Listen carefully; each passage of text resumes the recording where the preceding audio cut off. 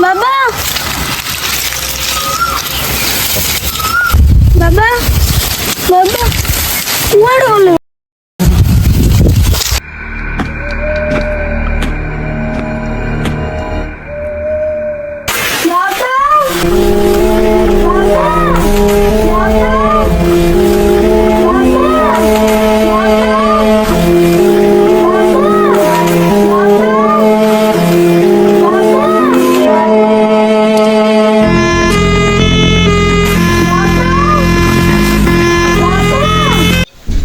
सारे सारे सारे टी सेपटे देखिले कि गोटे पिलाटे कांदुची ता पाखरे कि गोटे शोईची चल टिके देखिबा।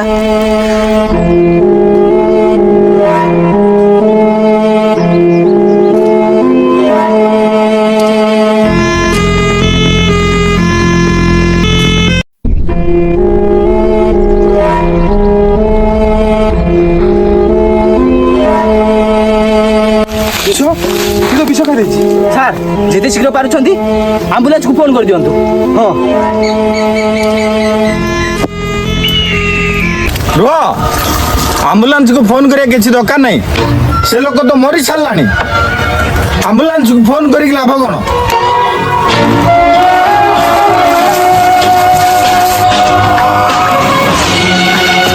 ଦେଖ, ସେ ଲୋକ ମରି ସାରିଲାଣି, ଆଉ ଆମ୍ବୁଲାନ୍ସକୁ ଫୋନ୍ କରିକି ଲାଭ କ'ଣ? ଆରେ ପ୍ରବୀଣ, ତୁ ଗାଁକୁ ଯା, ତାଙ୍କ ପରିବାର ଆଉ ଗାଁ ଲୋକକୁ ସବୁ ଡାକିକି ନେଇକି ଆସିବୁ। ହଁ ଦା, ମୁଁ ଯାଉଛି ଗାଁ ଲୋକଙ୍କୁ ଆଉ ତାଙ୍କ ପରିବାର ଲୋକଙ୍କୁ ନେଇକି ଆସୁଛି। ଠିକ୍ ଅଛି, ଯା।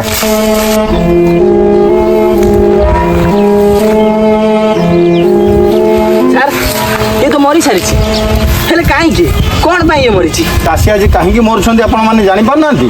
କାହିଁକି? ଶହ ଶହ ଏକର ଜମି ପଡ଼ିଆ ପଡ଼ିଛି। OLIC ଥ୍ରୋରୁ ବୋରୱେଲ୍ ଖୋଳା ହେଲା, 6 ବର୍ଷ କି 7 ବର୍ଷ ହେଲାଣି, ତାର କିଛି ବି କାମ କରୁନାହାନ୍ତି। ଚାଷୀ ଆଜି ଆତ୍ମହତ୍ୟା କଲା, ତାର 7 ବର୍ଷର ଛୁଆଟା ଅନାଥ ହେଇଗଲା, ବାପା ଚଉଣ୍ଡ ହେଇଗଲା। ସେଥିପାଇଁ ଦାୟୀ କିଏ? ସରକାର ଦାୟୀ। ଚାଷୀମାନେ କଷ୍ଟ କରିକି ପରିବା ଚାଷ କଲେ ସମସ୍ତେ ଖାଉଛନ୍ତି, ସେ ଧାନ ଚାଷ କଲେ ତମ ଘରେ ଭାତ ଖାଉଛ, କିନ୍ତୁ ଆଜି ଚାଷୀ କାହିଁକି ଆତ୍ମହତ୍ୟା କରୁଛି? କାହା ଗୋଡ଼ ଧରିନୁ ଆମେ।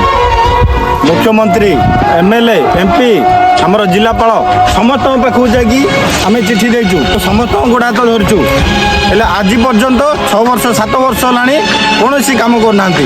ଧାନ ଚାଷ କଲୁ, ପାଣି ଅଭାବରୁ ଧାନ ପୋଡ଼ିଗଲା। କୋବି ଚାଷ କଲୁ, ପାଣି ଅଭାବରୁ କୋବି ବି ଗଲା। ଏବେ ଟମାଟୋ ଚାଷ କଲୁ, ଟମାଟୋ ବି ଗଲା। କାହା ଗୋଡ଼ ନ ଧରିଛୁ? ଚାଷୀମାନେ କାହାର କାମରେ ଆସୁନାହାନ୍ତି। ଆମେ କଷ୍ଟ କଲେ ତମେ ମାନେ ଘରେ ବସିକି ଖାଉଛ। ସିଏ MLA ହୁଅନ୍ତୁ କି MP ହୁଅନ୍ତୁ କି କଲେକ୍ଟର ହୁଅନ୍ତୁ କି ମୁଖ୍ୟମନ୍ତ୍ରୀ ହୁଅନ୍ତୁ, ଯିଏ ବି ହୁଅନ୍ତୁ, ଆମେ ଚାଷୀମାନେ କଷ୍ଟ କରିକି ଆମେ ଦେଲେ ଆପଣମାନେ ଖାଉଛନ୍ତି। ଚାଷୀମାନଙ୍କୁ କାହିଁକି ଅବହେଳା କରୁଛନ୍ତି? ଆଜକୁ 6 ବର୍ଷ ହେଲାଣି OLIC ଥ୍ରୋରୁ ବୋର ଖୋଳା ହେଇଛି, କିନ୍ତୁ ଆମର ନବୀନ ସରକାର ଟେଣ୍ଡର ଦେଇଦେଲେ ତପସ ନନ୍ଦକୁ।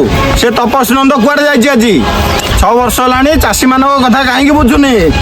ତାପସ ନନ୍ଦ ହେଉଛି OLICର ଟେଣ୍ଡର ନେଇଛି।